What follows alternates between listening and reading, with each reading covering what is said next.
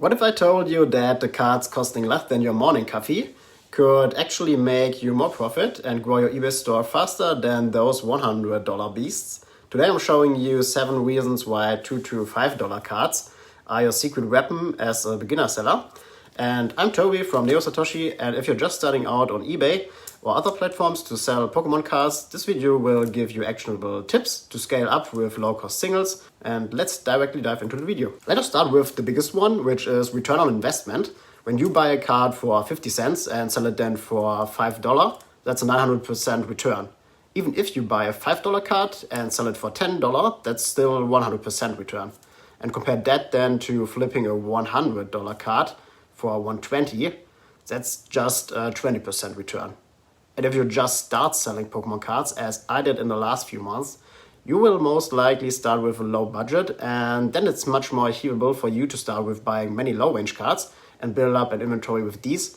If you start with, let's say, $500, then you can buy over 200 cards with this money. And if you would instead buy more expensive cards, maybe graded cards, maybe this one, you would end up with only 5 cards, or in this case, it's a $400 card, you have only 1. So with smaller cards, you can flip faster, reinvest quicker, and grow your cash stack without tying up your whole budget in one big card. And it's therefore a good way to start selling cards. The second advantage is that you have less risk and therefore also less stress, which is kind of cool.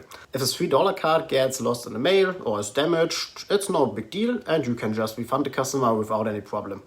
But if your $100 card gets lost or arrives with a scratch and the buyer wants a return, that could wipe out 20% or more of your whole startup capital, if we take the example from before.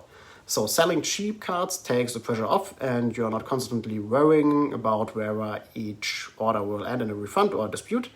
Also, you are not so dependent on market price fluctuations.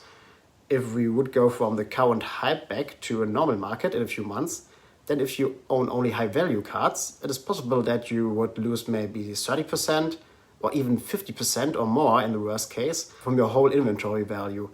And then you will not be able to make profit anymore, but need to think how you can minimize losses, and you will not sell anything anymore for the prices where you bought your cards. With low budget cards instead, you do not have really much downside potential. Even if a $2 card falls to $1, we can still offer them for maybe $3 and sell them anyway.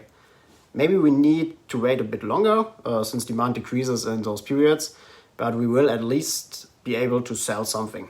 And so with the lower risk, we have kind of peace of mind that makes it easier to test new strategies, learn the platform, and actually enjoy the process. The third advantage we got when we sell low value cards is that more listings equals more visibility.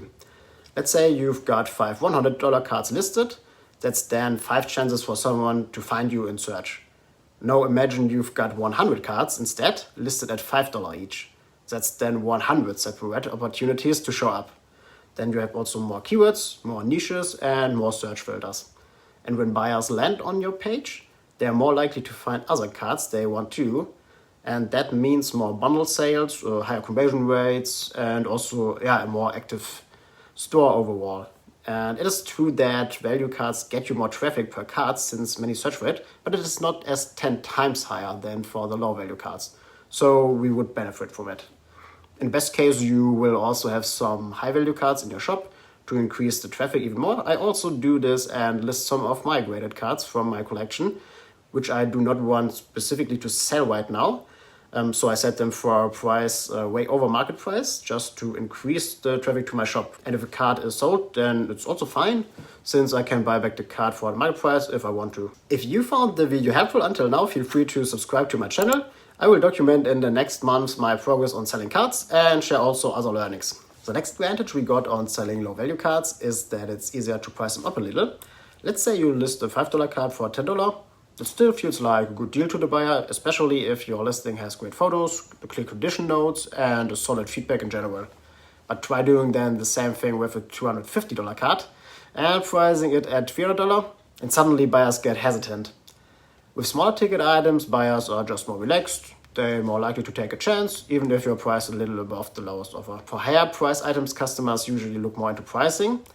And you may know it by yourself. If you spend $10 for something, you are not really thinking about it.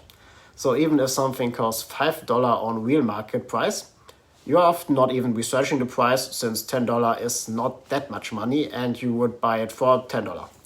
But if we spend for an item like $100, we usually do price research first, and so really high profit margins are in general also only possible for low value cards. This is, by the way, even more extreme when you look at the percentage for bulk cards, which you buy for 1 or 2 cents per card and sell it for over $1 then on eBay. Another advantage we got is that cheap cards move faster, especially when you make them easy to buy in bundles. Therefore, you can create choose your card or variant listings on eBay, and especially there for the reverse holos and the holo cards, it's working really well. And just $2 card or maybe $1.50 a card, and the buyer can pick exactly what they want. If someone orders 30 cards at $2 each, that's $60 in revenue then, and your total cost for the cards might be less than $1 if those cards came from bulk buys. Even after fees and shipping, you're left with $40 profit then, and that kind of margin is just hard to beat with higher end singles. Plus, it is easy to restock, repeat, and scale the whole process. And I make a video on buying bulk cards in general, so there you can see how I buy my bulk cards and how I stocked up my inventory. Another advantage which a lot of new sellers overlook is that cheap cards equals also cheap shipping. On eBay you can use 60-cent tracked shipping in the US for cards under $20, and that means you don't have to offer free shipping just to stay competitive. And you're still covered by eBay's protection system in this case, and buyers get their tracking, you get lower costs, and your margins stay intact. And when shipping is this easy, it's much less of a headache to process $10 to $20 a day, which is possible when you are selling volume cards. One thing you'll notice pretty fast is that cheap cards equal chill customers. If there's a tiny nick or a scratch on a $2 card, most buyers won't even blink. They expect that it's not going to be mint unless stated.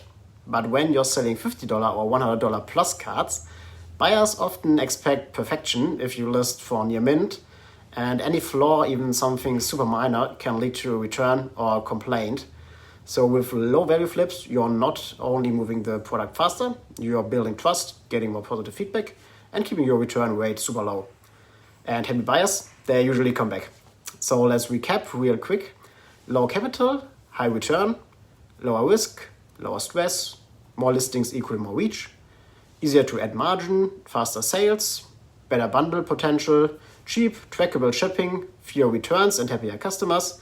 And yeah, if you're trying to grow your eBay store or even just flip cards casually on the side, and yes, this is where I would start, and this is really where I start right now with my shop.